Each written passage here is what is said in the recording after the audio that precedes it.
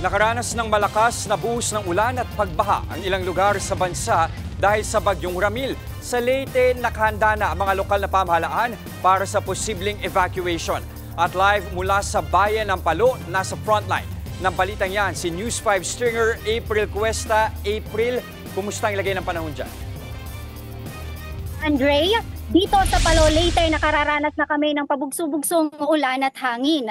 Isinailalim na sa orange rainfall warning ang buong Eastern Visayas dahil sa bagyong Ramil.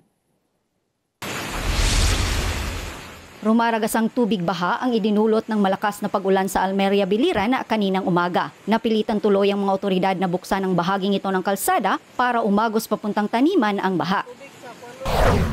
Sa bayan ng Naval, nagsagawa ng clearing operation ng mga tauhan ng Provincial Disaster Risk Reduction and Management Office. Ito ay matapos humambalang sa daan ang mga sanga ng mga nagtumbahang puno.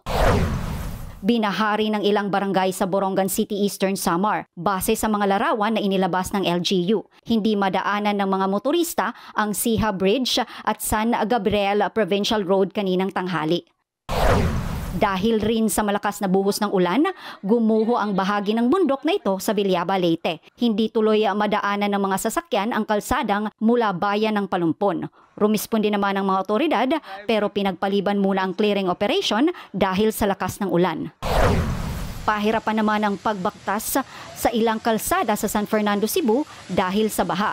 Kinailangan pang itulak ang motoristang ito para lang makausad. Nagdulot din ng mabigat na trapiko ang malakas na ulan at pagbaha sa lugar.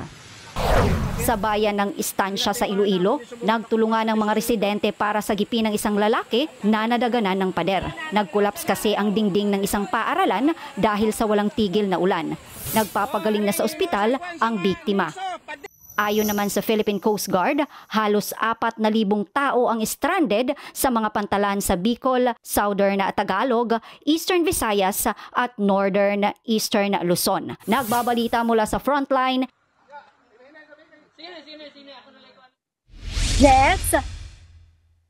Jess, nakahanda na ang mga local government unit dito sa Leyte para sa evacuation ng mga residente, lalo na sa mga lugar na bahain at landslide prone. Balik sa iyo, Jess. Mag-iingat kayo dyan. Maraming salamat, News 5 stringer April Cuesta, live mula sa Palo, Leyte.